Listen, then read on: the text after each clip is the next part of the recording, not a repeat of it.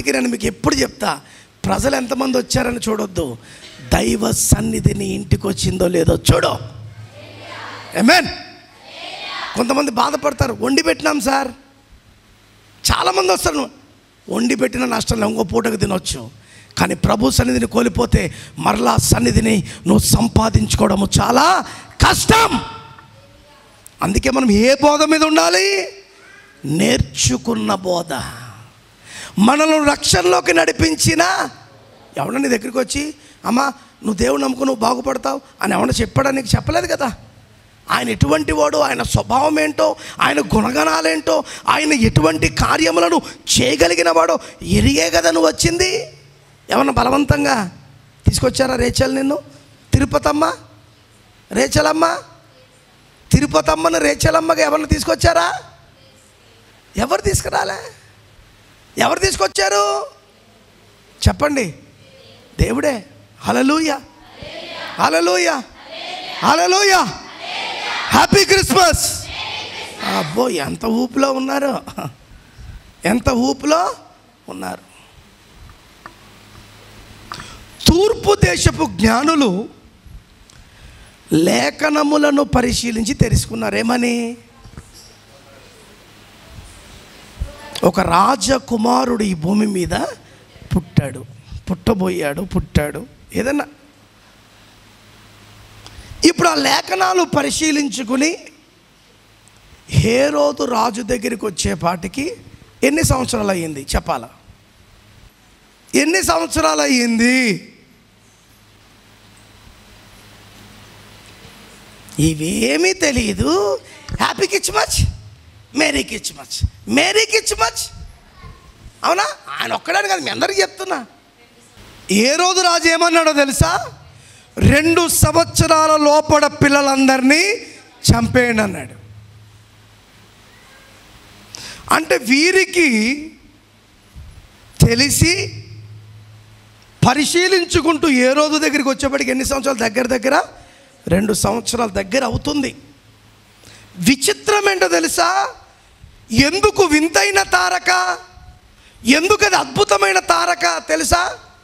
ఆ జ్ఞానులు వచ్చేంతవరకు ఆ తారకను దేవుడు అలాగే నిలబెట్టాడంట. ఎన్ని సంవత్సరాలు నిలబడింది? 2 సంవత్సరాల తార అలాగే నిలబడింది. గుర్తుపెట్టుకోండి, 2 సంవత్సరాలు ఆ చుక్క అలాగే నిలబడింది. ఎప్పుడైతే వారు దారి తప్పి తికమక అవుతున్నారో అప్పుడు ఏం కనుగొన్నారు? వాళ్ళు చుక్కను కనుగొన్నారు. ఆ చుక్క పశువుల పాక దగ్గరికి తీసుకొచ్చింది. పశువుల పాకలో వారిని చేర్చి చుక్క మాయమైపోయింది. తెలుసా మీకు? ఈరోజు దీనిని బట్టి మనం నేర్చుకోవాల్సిన సూత్రం ఏంటంటే, చూడాలి, కలుసుకోవాలని ఆశ నీకు ఉన్నప్పుడు ఆ చుక్క నీకు కనబడుతుంది. ఎక్కడికి నడిపించే చుక్క అది? ఏదో వస్తున్నాంలే, కుసుకుంటున్నాం, నా భార్య పోరు తట్టుకోలేక వస్తున్నా, నా భర్త పోరు తట్టుకోలేక వస్తున్నా, ఏదో పిల్లలు చదివిస్తున్నారని వస్తున్నా అన్నావనుకో, నీకు చుక్క కాదు కదా, నువ్వే మాయమైపోయే చుక్కలా కనపడతావు. జాగ్రత్త. అర్థమవుతుందా? అందుకే మనం నేర్చుకున్న బోధలోనే మనం ఏమవ్వాలంట? వాడెవడో వచ్చి వీడెవడో వచ్చి చెప్పే మాటలకు నువ్వు ఎప్పుడు కూడా బోర్లా బొక్క చెప్పాలి. కానీ మనం ఏం చేస్తున్నాం? ట్రాక్టర్ పెట్టినామక్క రా అంటే అమ్మయ్య పీగా ఏముండదు. ఇప్పుడు ఛార్జీలు ఉండవని పీగా ఎక్కేస్తావు. దేన్ని? ట్రాక్టర్ని. వెళ్తాడు బోర్ల బొక్కలు పడిపోతుంది. పడిపోగానే పేపర్లు ఏమవుతుంది తెలుసా? ప్రభువును కలుసుకోవడానికి వెళ్ళిన వారు డైరెక్ట్గా ప్రభువును కలుసుకున్నారని వస్తుంది బోర్డు. అర్థమైందా? వెలిగిందా లేదా చెప్పండి? ఫ్రీగా వచ్చిందని ఏం చేస్తున్నావు? ట్రాక్టర్ ఎక్కేసావా? ఆ ట్రాక్టర్ పోతూ పోతే ఏమైంది? ఏదో పడింది. అందరు చచ్చిపోయేపాటికి ఇప్పుడు ఈనాడోడో సాక్షి ఓడో పెద్ద అక్షరాలతో ప్రభు సన్నిధికి వెళుతున్న వారు ప్రభు దగ్గరికి వెళ్ళిపోయారు, 120 మంది చచ్చారు అనడానికి ఏంటి పరిస్థితి చెప్పండి? ఏమండి? అవునా? మాట్లాడరే? ఈ దుర్బోధలు చేసేవారు ఇలాగే చేస్తారు. అందుకే మనం చాలా జాగ్రత్తగా ఏ బోధ వింటున్నాం, ఏ బోధ. ఇంకోటి అంటున్నాడంట, పాస్టర్లు ఎన్ని పెళ్ళిళ్ళను చేసుకోవచ్చు అంట. ఏంటి ఇదొక బోధ. ఏంటి పాస్టర్కి ఇప్పుడు 4-5 చర్చలు వేరే వేరే చోట్ల ఉంటాయనుకో, ఒక్కొక్క భార్యని పెళ్లి చేసుకున్న చర్చ దగ్గర పెట్టేయచ్చు అంట. వీడు మాత్రం గంగిరెద్దులో తిరుగుతూ ఉండాలంట. చూడండి బోధలు ఇట్లాంటివి కనుక మొదలవుతే మన ఇంట్లో కుంపటి రాదు. ఆడవాళ్ళు చెప్పండి, వస్తుందా రాదా? ఎవడు చేస్తున్నాడు ఈ పనులని? దేవుడు కాదే, మనిషి కూడా కాదు, దురాత్మ కూడా కాదు, పిచాచి. నేనేం చేస్తున్నారు? ఏం చేస్తున్నారు చెప్పండి. నరుడు ఒంటరిగా ఉండటం మంచిది కాదని సాటి అయిన సహాయములు అన్నాడా? సాటి అయిన సహాయం అన్నాడా? చెప్పండి. చెప్పాలి. కానీ మగవాళ్ళు ఏం చేస్తున్నారు? సహాయములు.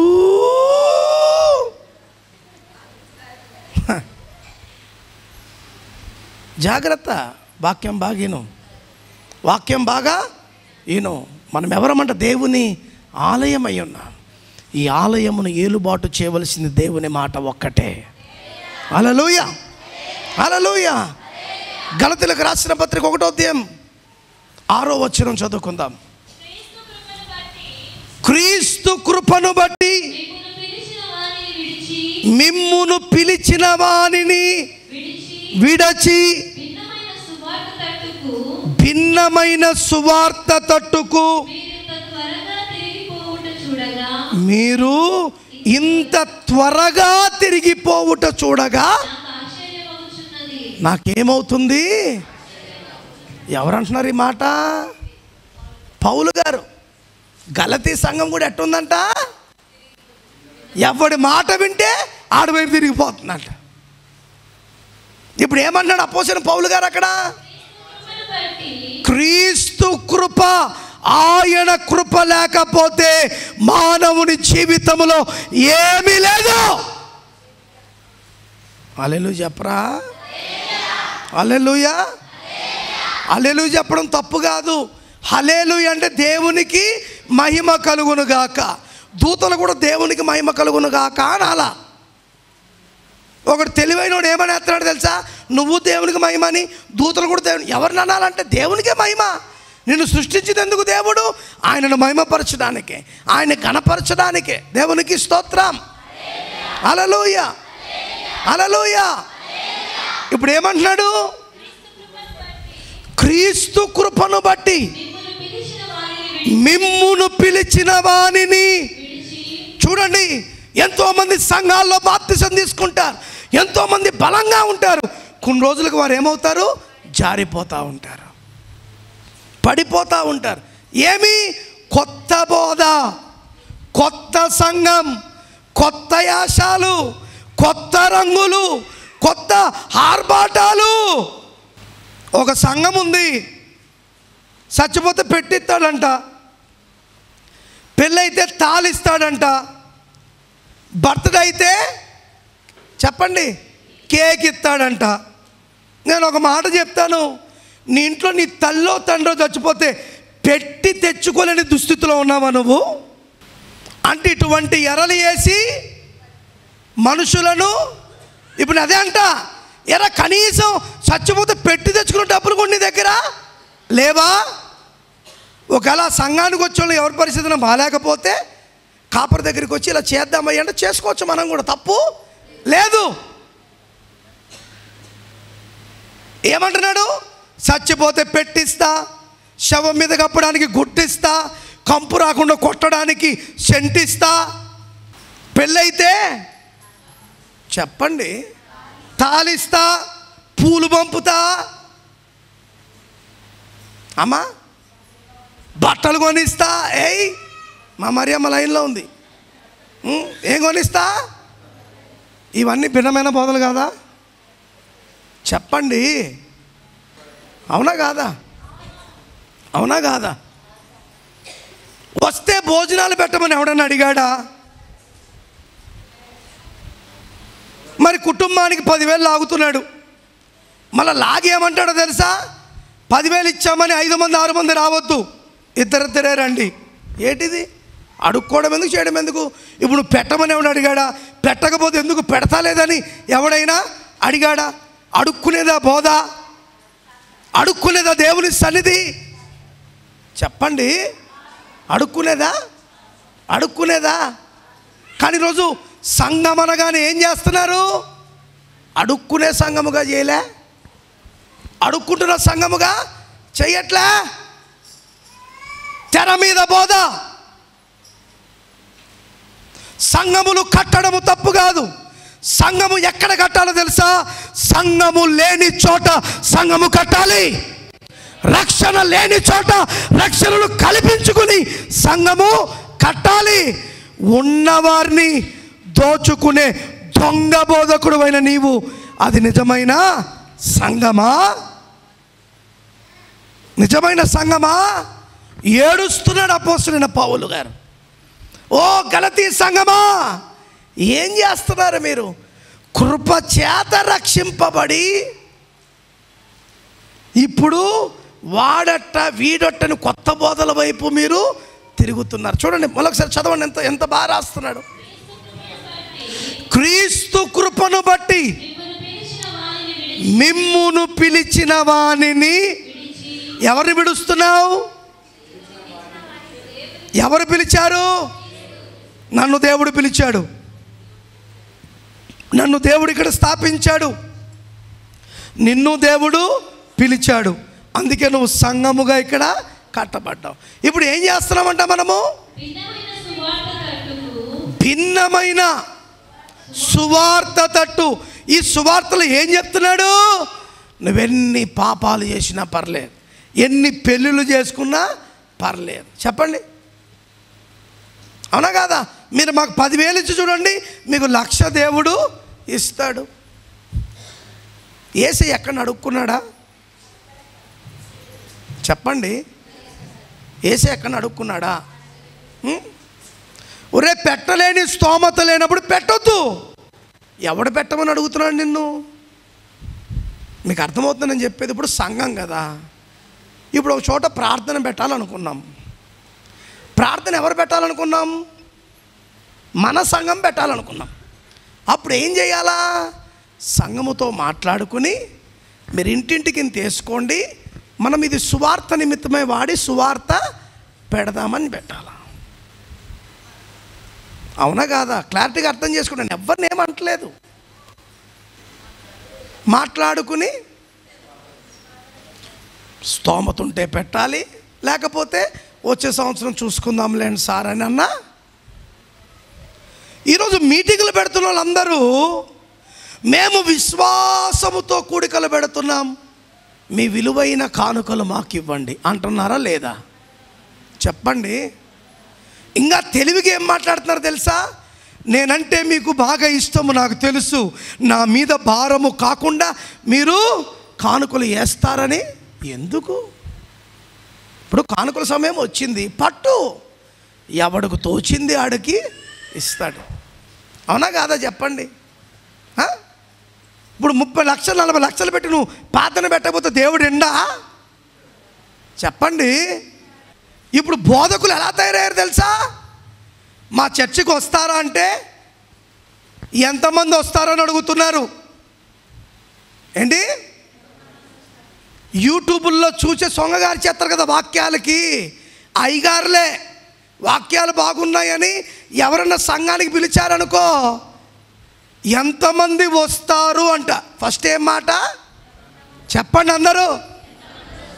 ఎంతమంది వస్తారు, ఎంత ఇస్తారు, ఏమి పెడతారు, ఎక్కడ మమ్మల్ని ఉంచుతారు. 4, బోధించేవాడివి ఒక్కరున్నా బోధించాలి, 1,00,000 మంది ఉన్నా. హల్లెలూయా, హల్లెలూయా. ఏ ఒక్క ఆత్మ విడిపోవడము దేవునికి ఇష్టము లేదు. అఫ్కోర్స్ నీ జ్ఞానాన్ని బట్టి దేవుడు నీకు వాక్చాతుర్యాన్ని ఇచ్చిండొచ్చు, వాక్య జ్ఞానాన్ని ఇచ్చిండొచ్చు, వాక్య మర్మాలతో కూడిన మాటలు నువ్వు చెప్పొచ్చు. కానీ ఎవరన్నా పిలిస్తే ఖచ్చితంగా వస్తానని చెప్పాలి, కానీ డేట్లు లేవు, డబ్బు సరిపోదు అనే అబద్ధపు మాటలు మాట్లాడకూడదు. ఈరోజు ఎవడన్నా వాక్యాన్ని పిలిస్తే 50,000 అంటాడికి. యేసుప్రభుకి ఇవ్వలేదు కదరా బాబు ఎవడు అంటే ఎవరికి?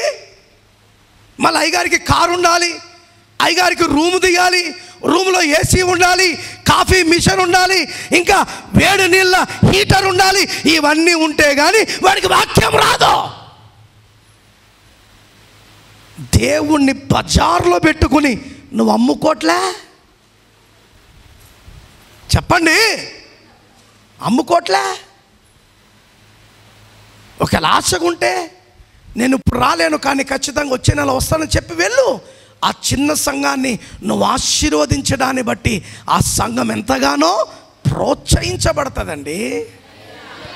ఎంతమంది ఉంటే నీకెందుకు? ఎంతమంది ఉంటే 100 మంది ఉంటే కానీ నోరు తెరవేటి, 1000 మంది ఉంటే కానీ ఊపు రాదేంటి? ఒక 10 లక్షల మంది ఉంటే కానీ చుట్టుపూట అయ్యేటి. ఇవే జరుగుతున్నాయి ప్రపంచంలో, ఈ కథలు జరుగుతున్నాయి. ఈ కథలు చేసే వాళ్ళందరూ నరకానికి పోక తప్పదు. చెప్పండి, నరకానికి పోక. సంఘము పెద్దదా చిన్నదని కాదు, నేను పిలిచినప్పుడు ఖచ్చితంగా వెళ్ళాలి. అవకాశం లేకపోతే ఇంకో డేట్ అన్నా ఇవ్వాలి. అంతేగాని ఎంతమంది వస్తారు, ఎంత ఇస్తారు, ఎక్కడ పెడతారు ఏమి కాదు. ఒక ఆయన అంటాడు యేసు రక్తమే జయం, పొట్టేల మాంసమే బలం అంట. ఏంటండి? యేసు రక్తమే జయం, పొట్టేలు మాంసమే బలం అంట. నోరు తెరిచి అడిగారా బాబా? ఎవడొకడు పొట్టేలు వేసేస్తాడు కదా. ఎందుకు ఆ 10 మంది ముందు ఇలా మాట్లాడితే చూసేవారికి చులకన కాదా? చెప్పండి. అడేకంగా పొట్టేలు తలకాయ పొట్టేలే పెడతాడు. పొట్టేలు మాంసంతో ఆశీర్వాదం. ఎవరిని అడిగాడు నీకు పొట్టేలు పెట్టమని? దేవుని మాట కొరకు వచ్చిన వాడు ఏమి పెడతారని ఎవరు ఆలోచించరు, ఉన్నదే తిని వెళ్తారు. అసలు యేసు మాటలు వినడానికి 3 రోజులు ఆకలి దప్పులు చింత యావత్తును మానేసి ఉంటే వారి మీద కనికరపడ్డాడంటండి యేసయ్య. ఎవరి మీద? వారి మీద కనికరపడి మీ దగ్గర ఏమైనా ఉంటే తీసుకొని రండి. అప్పుడు పిల్లోడు ఓసులోకి వచ్చి, అబ్బా మా అమ్మ నాకేం పెట్టింది, 5 రొట్టెలు 2 చేపలు పెట్టిందే అని చెప్పి ఏం చేశాడంట? యేసయ్యా నా దగ్గర ఇంతే ఉంది యేసయ్య, నా దగ్గర ఇంతే ఉంది యేసయ్య. యేసయ్యను తీసుకురామన్నాడు. ఆకాశం వికెత్తాడు, దాన్ని విరిచిపెట్టగా 5,000 మంది తిన్నారు. 12 గంపలు ఇంకా మిగిలిపోయాయి. దేవునికి స్తోత్రం. హల్లెలూయా, హల్లెలూయా. అద్భుతం కాదా? అసలు ఆ చిన్నవాడి పేరు ఎక్కడ బైబిల్లో లేదు. ఆ చిన్నవాడు అంతే.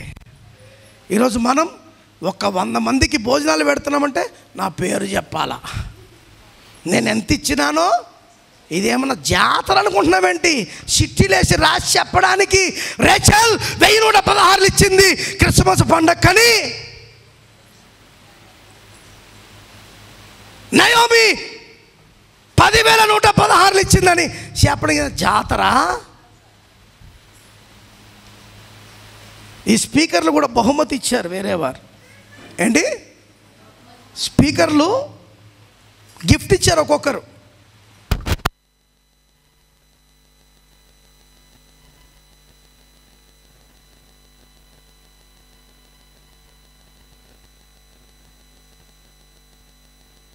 పేర్లు ఏమైనా ఉన్నాయా?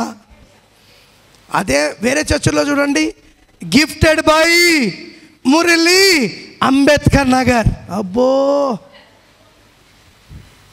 ఏమైనా ఉన్నాయా? ఇక్కడ కనపడాలని ఆతృత పడితే అక్కడ నీ పేరు మాయమైపోతుంది.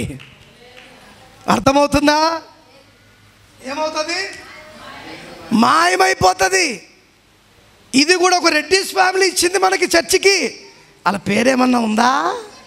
చెప్పండి, చెప్పండి. ఈ మైకులు కూడా సంఘములో ఉన్న ఒక కుటుంబం ఇచ్చింది. దీని మీద ఏమన్నా పేర్లు ఉన్నాయా? కొన్ని చర్చిలో చూడండి, బాత్రూమ్ డోర్లకి కూర్చునే ప్లేటుకి, కడుక్కునే జగ్గుకు కూడా. ఎందుకండి? దేనికోసమండి? పేరు పేరు పేరుని తనకలాడుతున్నావా? ప్రతి క్రైస్తవుడు దేనికి తనకలాడాలో తెలుసా? పరలోకమేనా అంతఃపురం, చేరాలనే నా తాపత్రయం. పరలోకమేనా అంతఃపురం, చేరాలనే నా తాపత్రయం. యేసుదేవరా కనికరించవా, దారి చూపవా. యేసుదేవరా కనికరించవా, దారి చూపవా.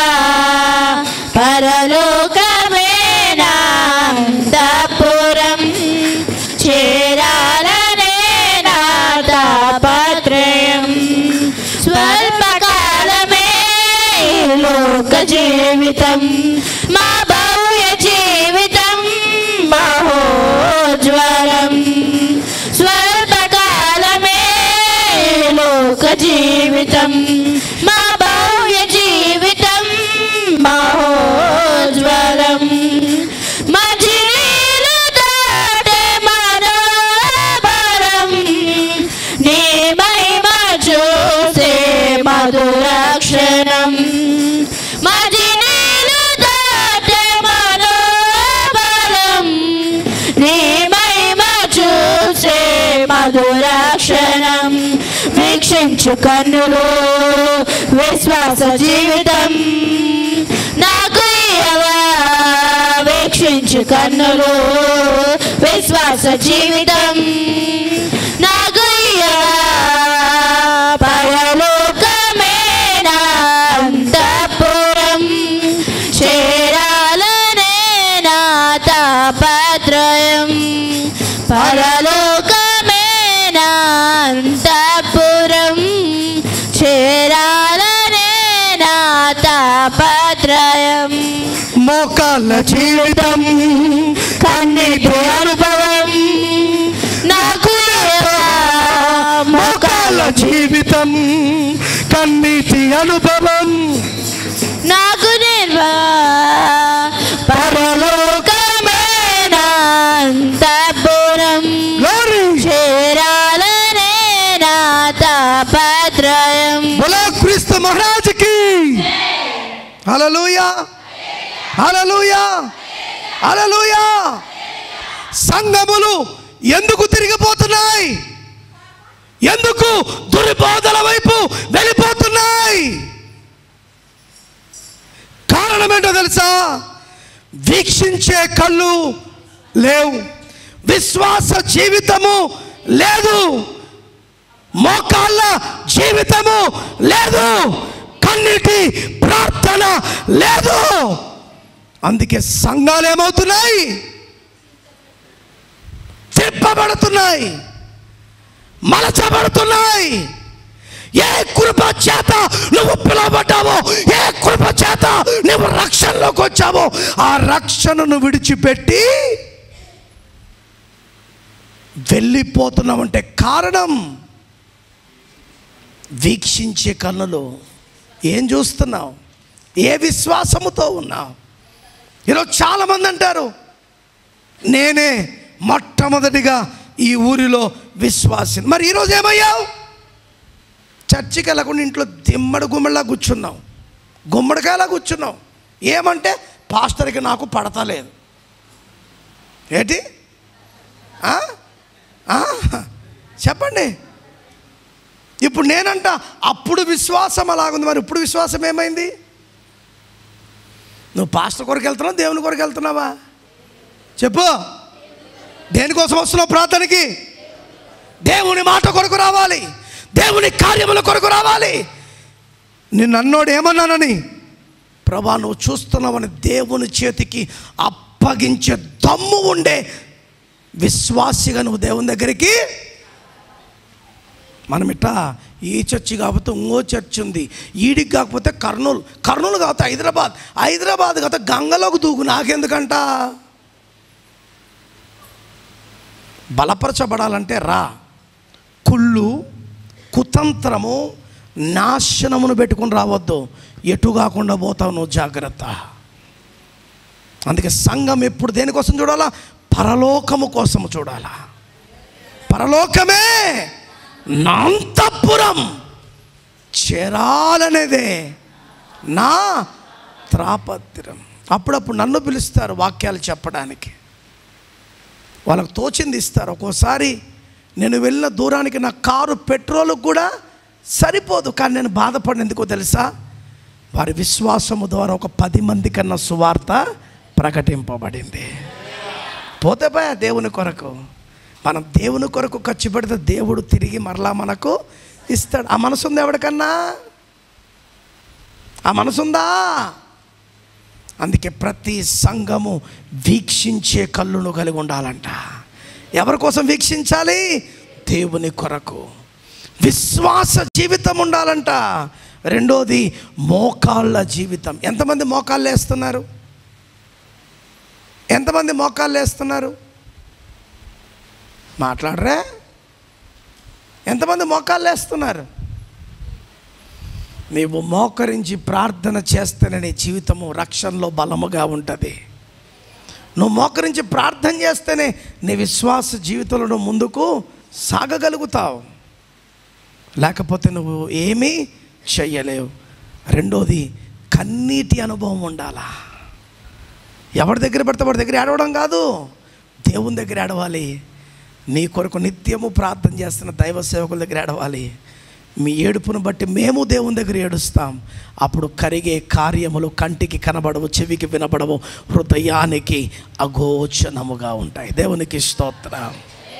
హల్లెలూయా, హల్లెలూయా, హల్లెలూయా.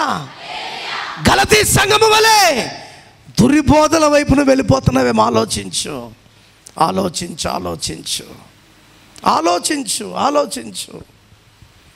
మీ విశ్వాసాన్ని చెరపడానికే వీళ్ళందరినీ దగ్గరికి వస్తారు. ఇవన్నీ ఎక్కడ జరుగుతాయి తెలుసా? పనుల దగ్గర జరుగుతాయి. ఎక్కడ? పనుల దగ్గర. ఇప్పుడు ఈ అమ్మాలోళ్ళు వెళ్తారు కదా పనికి, అక్కడ ఎవడొకడు ఏదో ఒక మాట అనేప్పటికీ పుసుకొస్తుంది. వస్తుందా రాదా చెప్పండి? అమ్మాలి పనికి వెళ్ళేటోళ్ళు వాళ్ళకి తిరిగి సమాధానం చెప్పగల దమ్ము మన దగ్గర ఉందా? వాడట్టన్నాడు, ఎప్పుడిదే ఏడుపు, వాడట్టన్నాడు, ఇడిచిపెట్టే ఏడుపులన్నీ అంటే అనని దేవుని దగ్గర ఏడు. ప్రభు వాళ్ళు ఇట్లా అంటున్నారు నాయన, వారు నోరు ముయ్యిపించగలిగిన వాడవు నువ్వే అను. సాత రెచ్చగొట్టే సాతను ఎప్పుడు నోరు ముయ్యదంట. నోరు ముయ్యదు కనుక నోరు చచ్చుబడేటట్టుగా దేవుడు చేయగలుగుతాడు. అర్థమవుతుందా? నోరు చచ్చుబడేటట్టుగా చేయగలుగుతాడు. జాగ్రత్త. నోరుందని ఇష్టానుసారంగా మాట్లాడుతున్నావేమో, ప్రతి మాటకు నువ్వు దేవుని దగ్గర లెక్క అప్పచెప్పాలి. ఇంట్లో మాట్లాడిన మాట అయినా, వీధిలో మాట్లాడే మాట అయినా, నీ భర్త చెవిలో అని గునిగిన మాటలైనా, ఏ మాట అయినా దేవుని దగ్గర. అపోస్తలుడైన పౌలు గారు బాధపడుతున్నాడు. ఏ మందిరం కావాలనుకున్నాడు దేవుడు? సిద్ధాంతపరమైన మందిరం. ఎవరి సిద్ధాంతాలు ఉండాలి మందిరంలో? దేవుని సిద్ధాంతం. దేవుని సిద్ధాంతం ఏంటో తెలుసా? దేవుని సిద్ధాంతం ఏంటో తెలుసా? ఈరోజు పనికి మళ్ళందరూ క్రైస్తవుల మీద పడి ఏడుస్తున్నారు. దశంభాగాలు. వాడి గ్రంథం చెప్పట్లేదు, నా గ్రంథం చెప్తుంది. కైసరిది కైసరికి ఇవ్వాలి, దేవునిది దేవునికి ఇవ్వాలి. నువ్వెవడివిరా బైబిల్ని ప్రశ్నించడానికి? ఇస్తే బాగుపడతావు, ఇవ్వకపోతే అని ఏం మాట్లాడలేదు అక్కడ. ప్రతి క్రైస్తవుని ధర్మము నువ్వు చెయ్యాలన్నాడు. ఇచ్చి నన్ను పరిశోధించు. మీ దాంట్లో నిలువు దోపుళ్ళు ఇవ్వచ్చు. ఈడ ఇచ్చే ఒక దశం భాగానికి నీకు బాధ వచ్చేస్తుందా? మా వాక్యము, మాకు ప్రభు ఏం చెప్పాడో మేము దాని ద్వారా నడవాలి. నువ్వెవడు ప్రశ్నించడానికి క్రైస్తవుడిని? నీకు చేతనైతే నీ వాళ్ళను బాగు చేసుకోవడానికి ప్రయత్నం చేసుకో. మా మీద పడి ఎందుకు ఏడుస్తావు? మాకు దేవుడు ఖండించిన బోధ ఉంది, బుద్ధి చెప్పే బోధ ఉంది, సరిచేసే బోధ ఉంది. మేము ఖండించుకోగలుగుతాం, సరి చేయబడగలుగుతాం. నువ్వెవడు మమ్మల్ని ప్రశ్నించడానికి? ఈరోజు సంఘములలో దేవుని ఆత్మ సరైన రీతిగా పని చేయట్లేదు కనుక సంఘములోకి ఏమొచ్చింది? భిన్నమైన బోధ వచ్చి పాతాళపు లోకపు ద్వారము మందిరము ఎదుట నిలబడింది. సంఘమా, మీకు కాళ్ళు పట్టుకొని మిమ్మల్ని బ్రతిమాలుకుంటున్నా, ఏ విశ్వాసముతో నువ్వు ప్రారంభించావో అదే విశ్వాసములో నిలబడడానికి ప్రయత్నం చేయి. ఇవన్నీ ఆలోచించే అపోస్తలుడైన పౌలు గారు అంటున్నారు, నేను మంచి పోరాటము పోరాడి తిని, నా పరుగును నేను కడముట్టించి తిని, నా విశ్వాసమును నేను ఆమేన్. అలా దమ్మున్న క్రైస్తవుడు దేవునికి కావాలా? అపోస్తలుడైన పౌలు గారు ఏం మాట మాట్లాడాడో ఈరోజు ఈ మాట అరుదుగా రాసేస్తూ ఉంటారు. సమాధుల దొడ్లో చూస్తే అలా ఫోటో వేసి మంచి, దేనికోసం పోరాడవరా నువ్వా? దేనికోసం పోరాడావు? పొట్ట పెంచుకోవడానికి పోరాడావు, ఆస్తులు కూడబెట్టుకోవడానికి పోరాడావు, పిల్ల పెళ్లి చేయాలని పోరాడావు. దీనికోసమే చచ్చావు. కానీ ప్రభు రాజ్య స్థాపన కొరకు, ప్రభు కార్యము కొరకు, ప్రభు కార్యాల కొరకు ఏ రోజైనా నువ్వు ప్రయాసపడ్డావా? తిన్నావా, ఉన్నావా, తిరిగావా? ఇంతకు తప్పించి ఏం చేయగలిగావు ప్రభు కొరకు? నువ్వు ఇవే ప్రశ్నలు ఈరోజు మనకి. ఇంటికెళ్ళి చేసుకున్న కూర తిని అలా పడుకుని ఆలోచిస్తూ ఉండు, అవు కదబ్బా ప్రభు కొరకు నేను ఏం చేసినా అని. కుటుంబం కుటుంబం కుటుంబం చింత కాదు, నా చింత ప్రభు సేవ అయి ఉండాలి, ప్రభు కార్యమై ఉండాలి. ఏ విధంగా నేను ప్రోత్సహించబడాలి, ప్రోత్సహించాలి, సేవకై అని ఉండాలా? దేవునికి స్తోత్రం, హల్లెలూయా. మనొక సాక్ష్యం విన్నాను నేను. నడవలేదు, కాళ్ళు చేతులు పడిపోయాయి. ఒకటికి కానీ రెండు కానీ ఎవరన్నా ఉంటేనే ఆమె బాత్రూమ్కి వెళ్ళాలి. వికలాంగుల పింఛన్ వస్తుంటే ఆ పింఛన్లో సగము డబ్బు దేవుని సేవకి ఇస్తుందంట ఆమె. నువ్వు ఇవ్వగలుగుతున్నావట? నువ్వు చేయగలుగుతున్నావు? అలాగా ఏం చేస్తుందంట? ప్రతి నెల వికలాంగుల పింఛన్ వస్తుంటే సగం డబ్బు దేవుని సువార్తకు. దేవునికి స్తోత్రం. ఒక్కోసారి ఇటువంటి సాక్ష్యాలు విన్నప్పుడు నా హృదయం పగిలిపోతుంటుంది. మనం ఏం చేయగలుగుతున్నాం రా బాబు దేవుని కొరకు? మనం ఎలా సహకరించగలుగుతున్నాం దేవుని కొరకు? అబద్ధాలాడి బడాయి కౌరులు చెప్పి మోసాలు చేసేవారికే ఈరోజు క్రైస్తవ సమాజం అంతా డబ్బులు దోషిపెడుతుంది. కానీ నిజముగా ప్రయాసపడే వానికి ఒక్క రూపాయి కూడా ఇవ్వట్లేదు. నీతి నిజాయితీగా సంఘం ముందు ఉన్నది ఉన్నట్టు ఒప్పుకున్నోనే నమ్మట్లే. గప్పాలు చెప్పి సంకలు కొట్టుకున్నోడికి మాత్రము ఇది కాదు సంఘం. అందుకే సంఘానికి వీక్షించే కన్నులు ఉండాలి, విశ్వాస జీవితం ఉండాలి, మోకాల అనుభవం ఉండాలి, కన్నీటి అనుభవము. ఇవి నీ ఉన్నావంటే దేవుడు ఎక్కడో ఉండడు, నీతోనే ఉంటాడు. రామా నేను నీ దగ్గరే ఉన్నా. నెలకోసారి ఎక్కడికో పరిగెత్తవలసిన పని లేదు, సంవత్సరానికి ఒకసారి ఎక్కడికో పోయి గుండు కీర్పించుకోవాల్సిన పని లేదు. God is there among us. ఇక్కడే దేవుడు ఉన్నాడు. నువ్వు ఎక్కడైతే ఇద్దరు ముగ్గురు నా నామములో కూడి ఉంటారో వారి మధ్య నేను. దేవునికి స్తోత్రం కలుగునుగాక.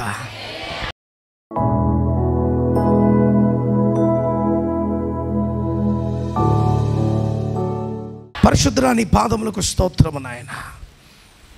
దేవుని సిద్ధాంతపరమైన స్వచ్ఛత కలిగిన మందిరముగా మేము కనబడే కృప దయచేయండి. గలతీ సంఘము వలె అటు ఇటు పోకుండా, ప్రభా రోమీల సంఘము వలె మేము ఉండకుండా నాయన ఈ కడవరి దినాల్లో నీ వైపే దృష్టిని పెట్టి పరలోకమే మా అంతఃపురం చేరాలనేదే మా ఆశ అన్నట్టుగా మేము ఎదురు చూచే కృప దయచేయమని, శక్తితో బలముతో నింపి నడిపించి నీ కార్యమును జరిపించమని, విన్న ప్రతి మాటలు మా హృదయాలు భద్రపరుచుకునే కృప దయచేయమని, నడి రోడ్లో దేవుని సువార్తను దేవుని మాటలు నిన్ను అమ్మేవారిగా కాక అనేక మంది గుడ్డివారి కళ్ళను తెరిచిపించేవారి వలె, విశ్వాసము లేని వారికి విశ్వాసమును చూపించేవారి వలె మా జీవితాలను మీరు ఉంచి బలపరిచి నడిపించమని యేసు పరిశుద్ధ నామములో అడుగుచున్నాము తండ్రి. ఆమెన్. God bless you.